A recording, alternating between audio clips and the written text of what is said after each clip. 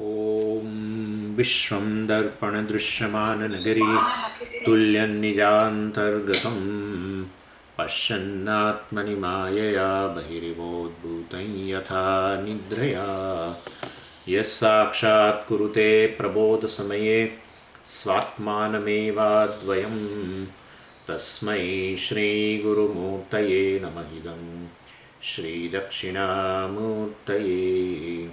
बीजस्यान्तरिवाङ्कुरो जगदिदं प्राङ्निर्विकल्पं पुनः मायाकल्पितदेशकालकलना वैचित्र्यचित्रीकृतं मायावीव विजृम्भयत्यभिमः योगी वयस्वेच्छया तस्मै श्रीगुरुमूर्तये नमः इदं श्रीदक्षिणामूर्तये तस्मै श्रीगुरुमूर्तये नमः इदं श्रीदक्षिणामूर्तये ॐ सहना भवतु सहनौ भुनक्तु सह वीर्यं करवावहै तेजस्विनावधीतमस्तु मा विद्विषावहै ॐ शान्तिः शान्तिः शान्तिः सदाशिवसमारम्भां शङ्कराचार्यमध्यमाम् अस्मदाचार्यपर्यन्तां वन्दे गुरुपरम्पराम् ॐ थर्ड मंत्र, मंत्र नंबर 3. यस्या मतं तस्य मतं, मतं यस्य न वेदसः, अविज्ञातं विजानताम्, विज्ञातमविजानताम्. So, यस्य अमतं तस्य मतं. So, यस्य अमतं, यस्य अज्ञातं, तस्य ज्ञातं. That's how it is. So, Brahman is known to him for whom it is not an object of knowledge. That's how we have to say. Then, matam yasya, yasya matam, saha na veda. Matam, yasya jnatam, for whom the Brahman is object of knowledge, sahana veda, he doesn't know. Avijñatam vijanatam, vijñatam avijanatam, same thing is repeated here. Vijñatam avijanatam. Now I have to make one correction which I did a mistake. You may not have realized yesterday, but I did a mistake. And that is that this vijanatam ja, I have told you janati etc. There is a root called gnya in the 9th conjugation. I have told you ja. Actually root is gnya. And well, it is converted to ja while making the verbal form. So like gam dhatu is there, right? So when you make a verbal form, it becomes gacchati, gaccha. Gam becomes gaccha. Same way this root gnya becomes ja. I told ulta that ja becomes gnya, but it's not so. Gnya is a root. From there gnanam etc. also has come. And the ja also we know, janati. Janami dharmam nachame pravuttihi. And janati also comes in our Dakshinamurti Stotram. Janati. Anyway, janati means he knows. Saha janati means he knows. Why I am saying? Because vijanatam, it has come here. V plus ja. From there, this is a present participle, vijanat. And so vijanatam is a 6th case. Bahuvachanam, plural. So for the people who know, avijñatam, one who says that Brahman is not an object of knowledge, well, I don't know Brahman. One who says that vijanata, the people who know the Brahman, they say for them the Brahman is not an object of knowledge. Vijñatam avijanatam. And vijñatam avijanatam, basically for those who do not know, well, it is known, and for those who really know, it is not known as an object. So that is how, same thing of course, whatever has been told as a yasya amatam etc. has been told there. Now, then yesterday the point of discussion was a Brahman is not an object of knowledge. From there we derived so many things. So many things we told. That first thing is, if it is not an object of knowledge, means if it is anyadeva tad viditad atho viditad, if it is distinct from what is known, if it is distinct from what is unknown, etc., then definitely it is no more an object of knowledge. If it is not an object of knowledge, well then definitely it doesn't exist. Any object of knowledge is pramana vedyatvam. Pramana vedyatvam is known through the means of knowledge. And definitely, through objectification, of course, being objectified by a means of knowledge, a thing is known. Its existence is known. Anything is existence when it is known through a means of knowledge. So you say it is not an object of knowledge at all. It is not an object of knowledge. Then definitely it is not existing. If Brahman can never be an object of knowledge by anybody at any time, by any person, well, it is not existence. It is not existent. And then it is shunyam. So we have, I am not going again, we have removed that particular Purupaksha also. Then there was another point, well, if Brahman is known, I mean Brahman was earlier not known. So there was a time when Brahman was not known, and now it is known through the teaching of the Shastra. Then something must have happened to differentiate between the two states, unknown Brahman and known Brahman. Unknown Brahman can become a known Brahman only through a process of knowledge. Unknown clip becomes a known clip. How? By process of knowledge. Activity of knowing, right? Thought should take place. Objectification should take place of this object, right? So it should become an object of knowledge. Then if I say, well, unknown clip earlier now becomes known clip. Therefore, well, there is something called that there was a time when Brahman was not known earlier, and now you say, I know Brahman. Well, then definitely there must have been, an object of knowledge. There must have been activity of knowing, and through that, well, it must have come to know, and then it should have become an object of knowledge also. We say, Shastra says, yasya amatam tasya matam. If Brahman does not become an object of knowledge, and therefore then what is this activity of knowing? What does it do? How activity of knowing takes place? It is there, and yet you say it is not an object of knowledge? Because we have never seen. Activity of knowing takes place means a thought modification will be there. Modification in the mind will be there. There will be thought corresponding to the clip, and there will be a cognition and corresponding cognition, and that is how you say unknown clip becomes known clip. How unknown Brahman has become known Brahman through activity of knowing? Tell us. Without undergoing any kind of an object of knowledge. How? It's possible. It is not possible. So then they give a solution that, well, activity of knowing for Brahman is a special type. Ordinary method of knowing doesn't work. And wherever buddhi, etc. is involved, that is ordinary method of knowing. And this is a special method in which there is an intuition of Brahman. That by intuition you will come to know that you are Brahman. That's kind of a thing also we don't accept, because it is not a pramana. The first thing, intuition is not a pramana, and in fact Brahman is limitless. Then therefore the one who intuits also is Brahman, and object of intuition also is Brahman. The very process of intuiting also is Brahman. Everything is Brahman. And therefore what you say that it becomes an object of intuition is not possible, because it's a subject of intuition also. And therefore, well, we don't accept it. Then Brahman is one of the object of the world. Then definitely through perception, etc. you can know. Through inference you can know.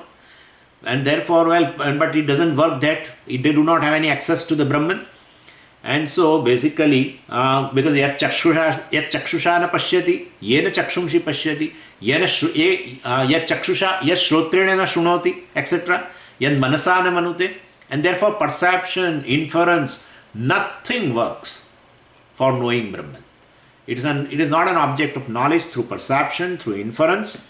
And so if Brahman is not recognized by any other means of knowledge available to the human being, then only surrender to the Shruti. Then you go to the Shruti. Please teach us Brahman. Yasya amatam tasya matam. Yasya matam tasya matam. And therefore, basically, Shruti is pramana to reveal Brahman, but Shruti says, well, definitely, for whom it is an object. You have come to me in order to know Brahman, in order to objectify Brahman. Well, you want a Brahman to be object of your knowledge. Well, definitely, we are sorry. You will not know. If you say, I know Brahman, well, you do not know. So then how the Shruti reveals now? So that's what the point is. That is where we stop. And now for few days, we will have to see this point where how this Shruti reveals Brahman. One fortunate thing about this Brahman is that its existence is not established by any pramana, including Shastra. Right? Anything in the world is pramana vedyam, known through the means of knowledge, known through pramana, and thereby you can say, well, the thing exists. So you know that a thing exists only through a pramana. Like a clip exists because only through pramana, only through the eyes. I can say, yeah, clip is. So basically, this clip is called pramana vedya. Pramana vedyam means known. Pramanam means a means of knowledge. Known through the means of knowledge. What? Existence of clip. Same way, existence of Brahman is not available. It's not, existence of Brahman is not known through any means of knowledge. Without that, it is known. So, generally it happens that we know anything in the world generally through a pramana. But anyway, so there are two types of things. Anything that has a pramana vedyatvam, well, either it is directly or indirectly one comes to know. I will give you an example. Right now, Swami is. How do you know? You say, Swamiji, I can operate my eyes. I'm there, and my eyes reveal you very much, and therefore Swami is pramana vedyam. Swami, existence of Swami is for you because Swami is a pramana vedyam. Swami is known through the means of knowledge, right? Directly. Understand that. Directly. Now there are certain things which are indirectly known. Like the fire is, existence of fire on hillock also is known. Yeah. But that is known, the existence of fire, or is known to you through inference. That's another means of knowledge. Here right now you have employed a perception, eyes, and to know the existence of Swami. And one minute. And therefore directly, certain objects are directly known to you, certain objects are indirectly known to you, but all directly or indirectly, anything that is has a pramana vedyatvam. Anything that is has a pramana, anything that exists has a pramana vedyatvam, is known through means of knowledge. And being objectified by the means of knowledge only is the thing is known to you. And so everything has a pramana vedyatvam, directly, indirectly. Now we will have to apply logic here. If an existence of anything has to be established through the means of knowledge, then it is logical to think there should be something already existent which does not require pramana.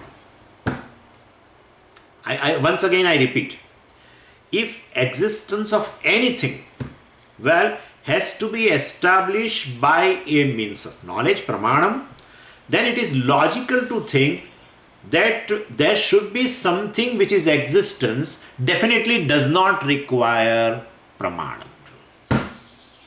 Is it okay? Clear? Right? Anything which is existent requires, existence of anything is established through means of knowledge, pramana vedyatvam is there.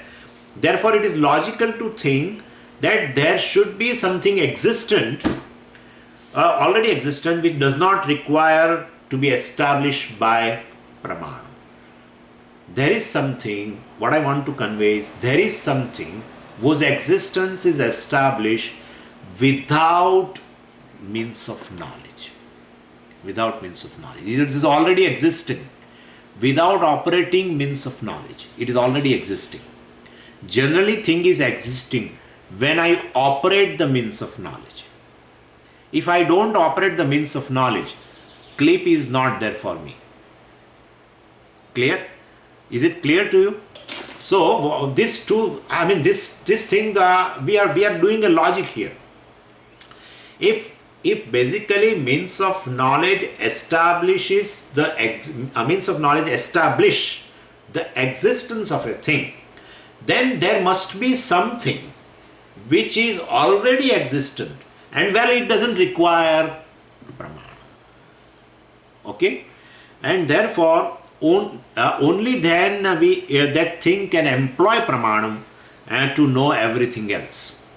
Because if pramanam is to be employed to know the existence of a thing, there must be already a entity who operates means of knowledge, right?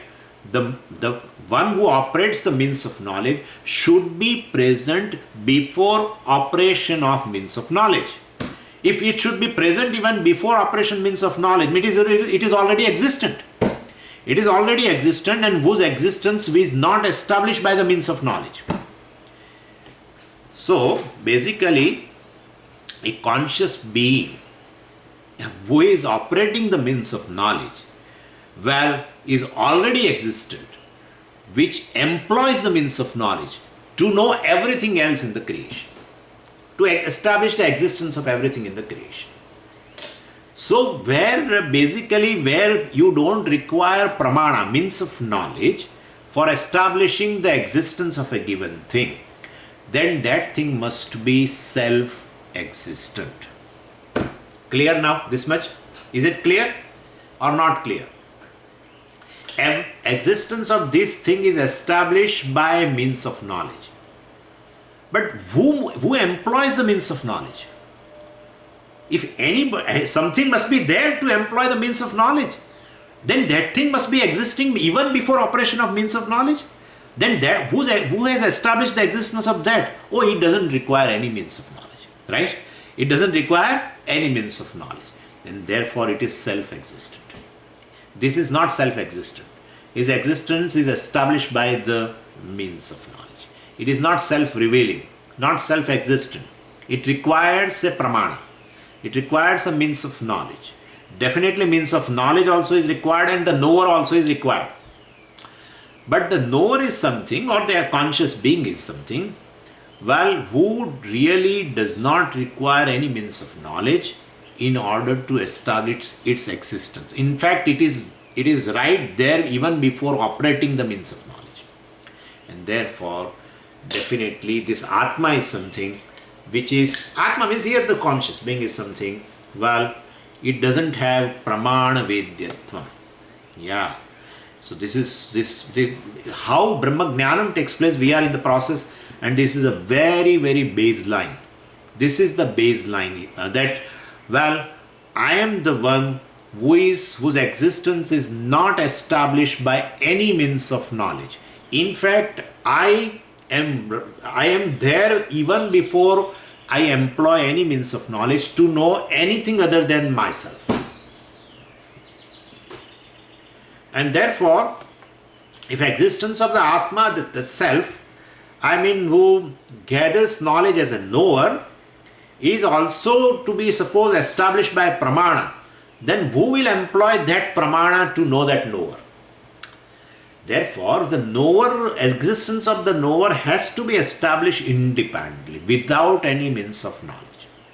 The conscious being is a one whose existence is established without employing any means of knowledge. And other than me, everything requires a means of knowledge in order to get their establishment of their existence. And therefore, because to operate a pramana, to employ the pramana, somebody should be there, right? Somebody should be there. Eyes do not get some idea that let me go and contact the clip. There is a knower, there is a conscious being who employs the eyes in order to know the clip. And so existence of clip is known to you through the means of knowledge. That's correct. But one who employs this means of knowledge called eyes must be there before that, whose existence is already there, even without means of knowledge get employed. So they don't require, Atma does not require any means of knowledge to establish its existence. So while everything in the world, of course, the existence of everything in the world is by means of knowledge, the self does not require a means of knowledge to prove its existence.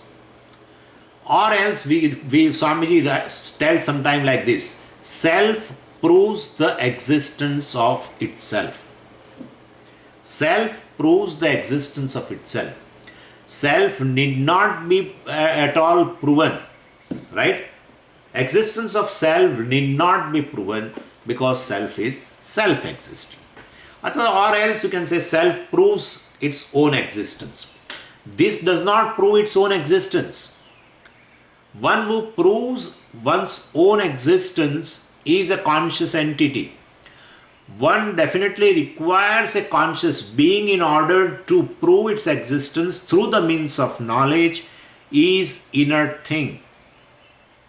I once again say, the object whose existence is established, through the means of knowledge, definitely is inert thing. But the one who does not require any means of knowledge in order to prove its existence is self-revealing thing. It's a conscious thing. It is self-existent also. And so, self is swatah siddha. Swatah siddha means self-evident and therefore self-existent.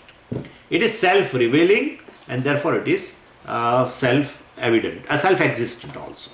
So Atma, the consciousness, of course, does not have pramana vedyatvam, does not require to be known through means of knowledge. You are self-revealing and therefore you don't require any pramana to be revealed, to be evident, to be experienced, to be known, etc., etc. It doesn't require any pramana. Because then to know Atma, you need some pramana, let us say. Right? To know the clip, you need eyes. Same way to know Atma, you require pramana. Then who employs those pramana? Pramana is an inert entity. Who employs that? Well, you will have to find some another conscious being, right? Ultimately. And therefore that conscious being employs pramana to know this conscious being. Well, then how will you know that second Atma, the second conscious being? And therefore basically I am the self-revealing, self-evident, who does not require any pramana in order to prove my existence. I am sufficient to prove my existence because my nature is consciousness. Therefore, sun does not require any other light to prove its existence. Right? Sun does not require any other light to prove its existence. Everything requires sunlight in order to prove its existence. That's how it is. Because sun is self-revealing. Swayam prakasha. And therefore, same way this Atma is, there is a limitation in example, but right now let's not go into that. But relatively. Then Swamiji's sun also is not self-revealing. Why? Because it requires eyes. Ultimately, but conscious being is ultimate. Anyway, conscious being is one which reveals itself. It does not require another conscious being. If this conscious being requires another conscious being in order to prove this conscious being's existence, then this is inert and that conscious being is real. And that conscious being proves existence by whom, etc., etc. It is infinite. It's called anavastha, infinite regression. We'll discuss in Panchadashi, there are 4 types of doshas are there. So this self-revealing Atma, the consciousness, does not have pramana vidyatam, need not be known by pramana. Now every pratyaya, it was necessary to establish. Now every cognition basically implies an object and the presence of this self-evident consciousness. Both two things are required. Cognition is equal to, thought plus consciousness. We have done this in Panchadashi. Every cognition, every piece of knowledge is equal to a particular thought plus self-evident consciousness. This thing is there. Without consciousness, there is no given cognition. And there are varieties of cognitions. In fact, the whole life is cognitions. And so there are varieties of cognitions such as space cognition and time cognition and sun cognition and mobile cognition and cloud cognition, rain cognition, earth cognition, etc., etc. So many cognitions are there. Thirst cognition and hunger cognition. One thing common in all cognition is that a modification that takes place in the mind. A cognition means a modification in the mind. That modification is called vrittihi. Modification of the mind is nothing but the vrittihi, or it is called bodhaha also. So without vritti there is no cognition. Without a given thought, without a particular thought, there is no cognition. So suppose you have a cognition without vritti. Suppose you have a cognition without vritti, what kind of a cognition it would be? You know, one entity has, one conscious being has a cognition, but there is no vritti. That is Ishvara. That is Ishvara. So you know everything simultaneously. You know everything simultaneously. But people like us, if no vritti takes place, no thought takes place, there is no cognition. For human being, if cognition is not there, well, definitely you will not know anything. But for Ishvara, definitely he doesn't need vritti, and still he has a cognition, and then he is Sarvajna. All cognitions, basically is Sarvajna. How? Because there is nothing to limit or distinguish that cognition for Ishvara. Cognition means a thought, definitely. A thought is a limited entity. A thought has a given object. So, well, thought plus self-evident consciousness becomes cognition. Self-evident consciousness will be there in all cognitions. It's invariable. It will be there. But thought takes place, and thought is always corresponding to the object, and therefore cognition will be of that object only. At a given moment, whatever there be the thought will turn to cognition, means you will have a cognition of that given thing only. If vritti is not there, thought is not there, and still cognition, means you know everything. Could you follow what I am saying? So Ishvara is a one, and therefore definitely we say the antakaranam is a upadhi for this Brahman we call as a jiva, and therefore jiva is alpagnya. Well, basically Ishvara has no antakaran upadhi. Ishvara has a maya upadhi, and therefore it's a samashti. And so even if you say, well, he has a cognition and he has a knowledge, and then he definitely there should be a cognition, therefore there should be some vritti. Then it is samashti vritti, maya vritti. And maya vritti means samashti vritti, means all cognitions together at a time. Therefore Ishvara is a sarvajna. Ishvara is a maya upadhi. This jiva has an antakaran upadhi, and therefore jiva is alpagnya, because at a given point he has a given thought. Given thought means given cognition, a specific cognition, and therefore he knows that thing at that moment, nothing else. Anyway, so since there is no need for a vritti, well, he can see entire Jagat simultaneously. He can know entire Jagat simultaneously, and a human being will not, if vritti is not there, antakaran resolves, let's say, thought resolves, then there is no cognition. So he will not know anything, like in deep sleep state. But anyway, this is just by the way. So cognitions, are distinct, and they are distinguished by, of course, objects, etc. So cognitions keep varying, like now a pot, now a tree, now a space, now a mobile, etc., etc., now a man. And so there must be a factor that distinguishes various cognition, and that is the vritti, the thought. Cognition is equal to thought plus invariable cognition, invariable consciousness, self-evident consciousness, and therefore vritti keeps changing. And that is how we have various cognitions. Even though consciousness is there invariably in all, then how can the cognitions keep changing? We say cognitions changing are changing because of vrittis are changing. And so we have varieties of cognitions, we have many cognitions. In fact, whole life is a series of cognitions because of thousands and thousands of vrittis and thousands types of vrittis. But then how type of vritti, type of thought, depending upon the object. Depending upon the object. Because any given thought is a modification of mind, but that, of course, that thought is, well, of a form of an object. And therefore, objects vary, thoughts vary, and consciousness is invariably present, is a common factor in all. And that's how we have a varieties of the cognitions, many and varied, nana vidhani. So the presence of vritti, of course, presence of vritti is there in every cognition, that is common. Presence of consciousness, self-evident consciousness is also there in all the cognitions, that is also there. And well, objects are also there. But definitely a cognition always pertains to an object, and there is an object, well, always an object for every vritti. Object varies and therefore cognitions also vary. So if you remember, now I bring Panchadashi a little bit because it's for me, to make the thing simple a little more. So we have seen in a waking state there are 4 factors. In a dream state, 4 factors. In a deep sleep state, 4 factors. And those 4 factors are common. What are the 4 factors?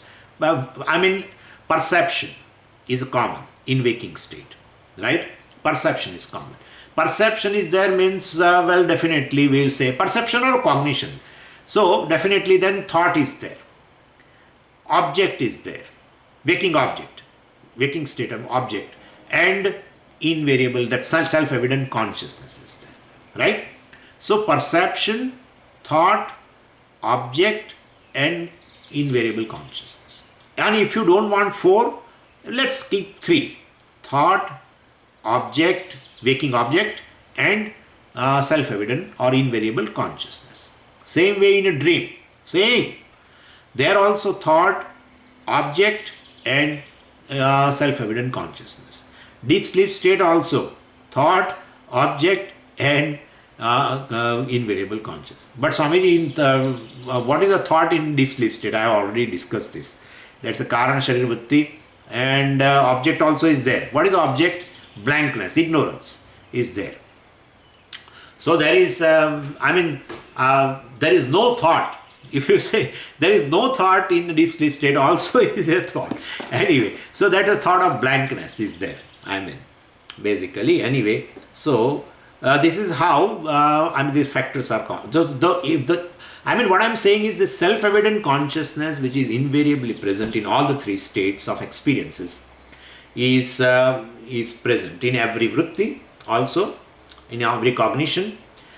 And therefore you have a sound consciousness, form consciousness, color consciousness. Consciousness is common. And that consciousness is revealed here in this Kenopanisad as a Shrotrasya Shrotram, Manaso Manaha, Vachoha Vacham, Chakshusha Chakshuhu, Pranasya Pranaha. That consciousness is self-evident. It does not require any pramana, well, in order to be revealed, and therefore it is self-revealing. And if it is self-revealing, it is self-existent also. What is self-revealing is self-existent. What is revealed by something else is existence also is revealed by something else. Simple. And therefore, without, this invariable consciousness is there in all cognitions, and without which there is no sound, no color, no perception, no inference, etc. And that is how we say it, Shrotrasya Shrotram, Manaso Manaha, etc., etc. We say it like that. So this has been told by in Shruti as this consciousness, which is Shrotrasya Shrotram, etc., is told in Shruti as that is the Brahman, Tadeva Brahmatvam Vidya, etc. also has been told. So Brahman, the consciousness, is the knower, the very cognitive thought, and the object of knowledge. All the 3 have their being in Brahman. All the 3 have their existence in Brahman. All the 3 borrow the existence from Brahman, and therefore Brahman is called Satyam. But basically the knower known and the cognitive thought, all well, in all the three there is invariable consciousness. Therefore consciousness is Brahman and consciousness is Satyam Brahma. Satyam means which is self-existent, which lends existence to knower, known, and object of knowledge. So the revelation by Shruti, of course, is not with reference to the existence of this consciousness, which is Brahman. Like existence, haven't you come to know through Shastra? Existence of Atma, you don't come through Atma. Existence of Atma is self-existent, and therefore Shruti does not reveal the existence of Atma. Shruti just reveals the oneness of Atma and Brahman. That Atma, the consciousness, which is Shrotrasya Shrotram, is Brahman. That's all. Which is self-revealing, self-existent, etc. Right? So this is where the Shruti's role is. Now with this background, let's go to the next verse, which is very, very popular and which reveals how to know Brahman. Pratibodha viditam matam amrutatvam hi vindate atmana vindate viryam vidyaya vindate mritam. This is what is discussed here. This is the only method of knowing Brahman. There is no method of knowing Brahman other than discussed in this mantra. So, Pratibodha Viditam, known through every cognition. Bodham, we have already seen this word. Bodham means cognition. So, known through every cognition. What is known through every cognition? Brahman. Brahman is known through every cognition. Brahman means what? The consciousness. How will you say? Tadeva Brahmatvam Vidhi already has been told by the Shruti. That is where the role of the Shruti. Shruti enters for this much purpose. Shruti does not establish that you are. Shruti establishes you are Brahman. Shruti does not establish you are consciousness. Because you are conscious, self-revealing. Consciousness means it is self-revealing. Swayam Prakasha, like sun. And therefore we establish through logic, we have not taken Shruti Pramana in Panchadashi. We have established that I am basically Satchit. And I am existing in all the three states of experiencing. I know very well. I was in a waking state. I also dreamt, and now that the same I has slept. And then again now I have woken up, etc. So I is invariably present in all three. That also is very known easily. And therefore I is Sat, which is existent in all the three periods of time, all the three states, and I am a conscious being. Well, I experience everything. That also means I am the knower of everything. Well, that is also not a big problem, and therefore Chit also, I am conscious being also is very simple. And of course Ananda we have also revealed through logic, but now let's not go into that. But what I am saying is that I am a conscious being is known to me. But that is Brahman, that is limitless. Or that is Satyam Brahma, means that is the cause of the entire creation. I, the one who provides an existence to the entire creation. I, the one who is providing, who reveals the entire creation. Well, that is known through Shruti. But anyway, so I am Brahman, that is self-revealing. That's all right. So Brahman is known through every cognition. I can say, or Atma is known through every cognition. Consciousness is known through every cognition. I can say everything is same now. So the question how to know Brahman is answered here now. Pratibodha Viditam. So Brahman is known through every cognition. Matam, known. Pratibodha Viditam, Matam. And I already said, Viditam. Say now. So bold. Shruti says, if you say Viditam, means you don't know. We already told. Anyadeva tad viditat, atho aviditat adi. If you say you know Brahman, means you don't know. Now he is saying, Shruti says, Pratibodha Viditam. Yeah. If you concentrate on the various cognitions, we are sure that you will know Brahman. It will be Viditam. It will be known. That is how it is boldly says. Earlier it says Aviditam. If one says, I don't know Brahman, he is the wise person. And now says Pratibodha Viditam. concentrate where it is to be concentrated for knowing Brahman. It is invariably present, which is self-revealing and self-existent, invariably present in the whole series of cognitions. All life is a life of cognitions.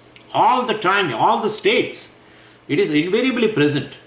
Well, just see that invariable factor, which is consciousness. That is limitless, etc. That we have to see how it is.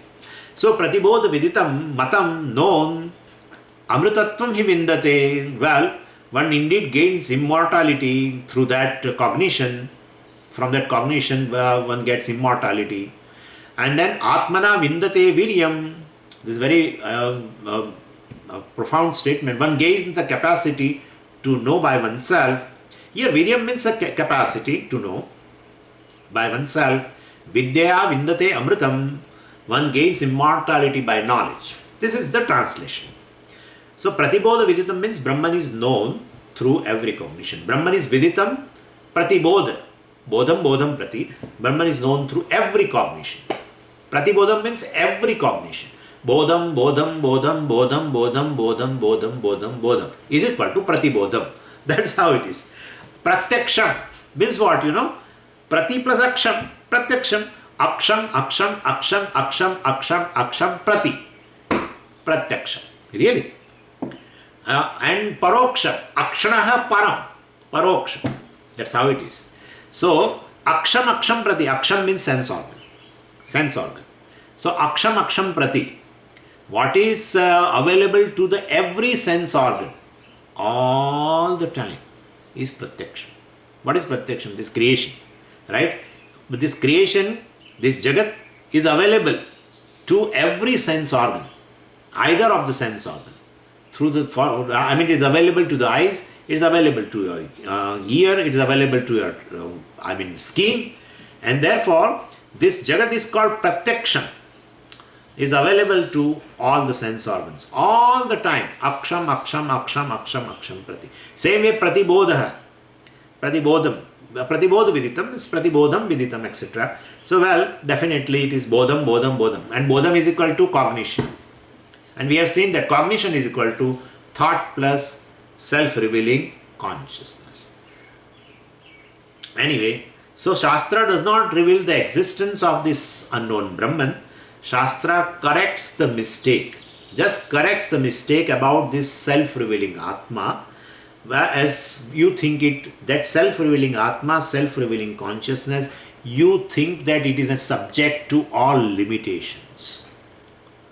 You consider the self-revealing consciousness as subject to various limitations.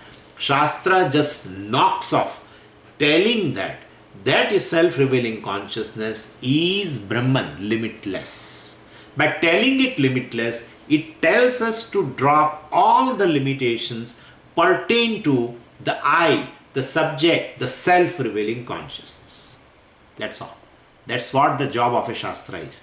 By telling it limitless, that self-revealing consciousness is Brahman, is limitless, means basically drop the notion of limitations pertain to self-revealing consciousness, etc. So this is what the meaning is. So Shruti tells that Brahman is recognized right now. You can recognize Brahman. So no, Swamiji, Brahman is not recognized. Self-revealing consciousness is recognized. Yes, that consciousness is Brahman, that is what the Shruti says. And therefore, I can say Brahman is recognized in every cognition. Brahman is recognized in every cognition right now. Right now. Right now you can recognize. Right now you can get a knowledge of Brahman at this moment itself. But where is your orientation? Depends on that. If your orientation is, on the object of cognition, forget about it. If your orientation is just in the cognition, content of the cognition, truth of the cognition, you will gain it. This is called antarmukhatva. Introvertedness is this. And extrovertedness is that my attention is not on the cognition. My attention is on the object of cognition. Why? Because I have likes and dislikes. I have certain likes and dislikes towards all objects. And therefore, basically, I am extrovert. Extrovert means basically my attention is on the objects of cognition, not in the cognition itself. If you pay attention to the cognition, well, you will know which is invariably and self-revealing consciousness which is present there, which is Brahman. That is what you are. That is the subject. That's what we revealed as a Shrotrasya Shrotram. Shrotrasya Shrotram, definitely, that statement makes you fall to yourself. Yeah. So Bodha means knowledge. So when you say this is part, well, there is part knowledge, part Bodha, Gata Bodha. And therefore, then book Bodha, etc., etc. All Bodha means knowledge, cognition. And flower Bodha, and etc., etc. And so in every Bodha, in every knowledge, what is happening? An unknown object becomes a known object. Unknown object remains unknown if cognition of that object does not take place. If cognition of this clip does not take place in my mind, this will remain unknown. If cognition of this will take place in my mind, it will be converted from unknown clip to known clip. And therefore, the factor that distinguishes this knowledge of one object from the other is very object itself. Right? And so, like these two things are there. So, well, this is, I can say, this is, clip knowledge, clip cognition and mobile cognition. So now there are two knowledges, two cognitions. Cognition with knowledge. There are two knowledges. How they are distinguished? Distinguished by the object. Cognition pertaining to the clip, cognition pertaining to the mobile. So there is a distinction between two knowledges because of a distinct two objects. Clear? And therefore, same way, now we have to see this. So if unknown Brahman has to become known through this our activity of knowing, then Brahman knowledge also has to take place. Like this knowledge takes place. Then this knowledge takes place. Then this knowledge takes place. Then other something. This knowledge takes place. Whatever it may be. You think whatever it may be. So this knowledge takes place. So Brahman knowledge has to take place. Brahma Jnanam also has to take place. Well, definitely, through the activity of knowing, Brahman knowledge also has to take place at a given time. Suppose. Then there should be an object for the word Brahman that distinguishes Brahman from all other knowledges. Because knowledges are distinguished by the objects. And therefore, if Brahman knowledge also has to take place, like this knowledge is, then Brahman, there should be an object called Brahman, which is distinct from all objects, and the knowledge of Brahman should take place at a given time. Because right now this, after that this. Please understand. So how Brahman can not become an object of knowledge, we are discussing that. So definitely, so there should be an object for word Brahman that distinguishes Brahman from all other objects. And then Brahman is that, but the Shruti says Brahman is something which is yan manasana manute yena ahur manomatam, means Brahman is that which one does not able to objectify it, by which in fact the mind is known, and therefore, and Shruti also, here also it says pratibodha viditam matam, means in every piece of knowledge Brahman is there. Therefore you don't require a special thought, special cognition for Brahman, because in every cognition, in a clip cognition and in this cognition, definitely Brahman is present. Therefore, basically, like these two objects are there, then two knowledges take place. Definitely, clip knowledge and mobile knowledge take place. Same way, if you say for word Brahman, there is an object called Brahman, and that should be distinct from all these objects, then definitely, we can know the Brahman. But it is not so. Yan manasana manute, Brahman cannot be objectified with the mind. In fact, Brahman is present in every piece of knowledge. And therefore, Brahman is not a object of a given cognition. And Brahman knowledge cannot take place at a given time. This knowledge of this can take place, when you bring in front of the means of knowledge. But Brahman knowledge does not take place that way, because Brahman is present in every piece of knowledge, in every cognition. Pratibodha viditam, I mean it is present in every form of cognition. So bodham prati means you do not require a particular activity of knowing involving a subject-object relationship, like in this. You are subject of knowing, and there's a knower, and this is object of knowledge. Then, again subject-object relationship. And then you require subject-object relationship, right? Same way, you don't require subject-object relationship for Brahman, because Brahman is present in every cognition. That for a special subject-object relationship in which I am a knower of Brahman and Brahman is an object of knowledge, well, that is not required. Clear now? This is, and therefore it has been told here, yan manasana manute. Well, Brahman cannot be objectified by the mind. In fact, it is recognized in every bodha. So, in every form of knowledge, Brahman is present as a bodha itself. So you say, well, clip knowledge, and you say mobile knowledge, and you say computer knowledge, or you say that camera knowledge. The very knowledge in everyone, every piece of knowledge, the very knowledge is Brahman. Pratibodha viditam. That we have already seen, that every cognition is equal to a thought, and a thought pertaining to the object, plus invariable consciousness, which is self-revealing. And so self-revealing, without self-revealing consciousness, there is no cognition. There is no cognition. No cognition can take place. So in a part knowledge, of course, chair knowledge, flower knowledge, etc., the uncommon factor is that object, part, etc., etc. But the common factor is bodha. So gata bodha, etc., and then chair bodha, and etc. But that bodha is consciousness. That is Brahman. That's what it says. And therefore Brahman can never become an object of thought. Could you follow? Brahman is present as a thought, I can say. Brahman is present as a thought. So in every cognition, Brahman is invariably present, without which there is no cognition, there is no thought. Therefore Brahman cannot be known. Brahma Jnanam is not possible, making Brahman as an object of knowledge and you remain as a subject of knowledge. That way it is not possible. So there is no special knowledge of Brahman. No special experience. I am going to talk about it later. Special experience of Brahman also. Because in every experience, in every piece of knowledge, in every cognition, it is invariably present. And that is self-revealing. So it need not be revealed. It need not be revealed. You have to pay attention to that. You have to pay attention to that. That's all it needs. Just pay attention to every cognition takes place in the mind.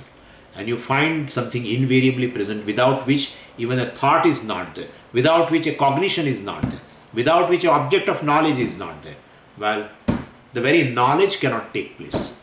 So the essence of every cognition, pratibodha viditam. So a given object cannot qualify Brahman. Brahman is unqualified. Which is consciousness, which is present as a Chaitanya consciousness. So there is no division. So far, there is no special division, there is no time-wise division, there is no nature-wise division between consciousness obtaining in this and consciousness obtaining in this. You can say clip consciousness and let's say mobile consciousness. But the consciousness present in this cognition and consciousness present in this cognition, well, there is no division at all, because there is no special division. Consciousness, that is Brahman, and Brahman is limitless. Limitless in terms of space, limitless in terms of time, limitless in terms of an object wise also. Limitation is not there.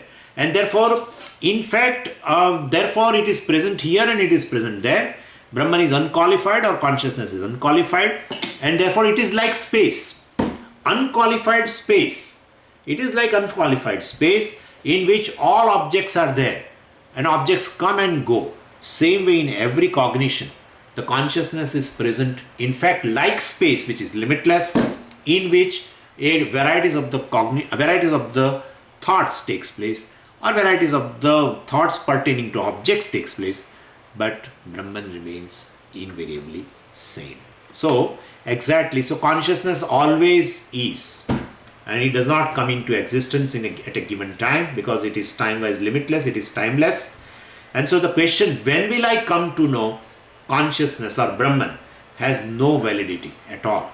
Even if there is no object, no thought, consciousness is all the time there. That is beautifully described in Panchadashi in Natyadeepa Prakranam. Now it is like, a lamp on a stage.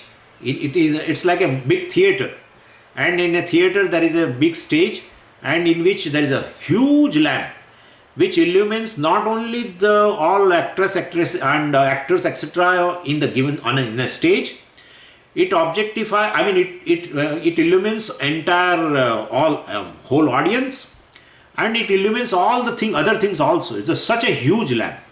And so when all the audience is there and the whole show is going on, it illumines. And when the show is over, a given show is over, then definitely when the whole audience also go away, and these actors etc. also, they will go, artists go away, still it illumines the empty stage, an empty hall.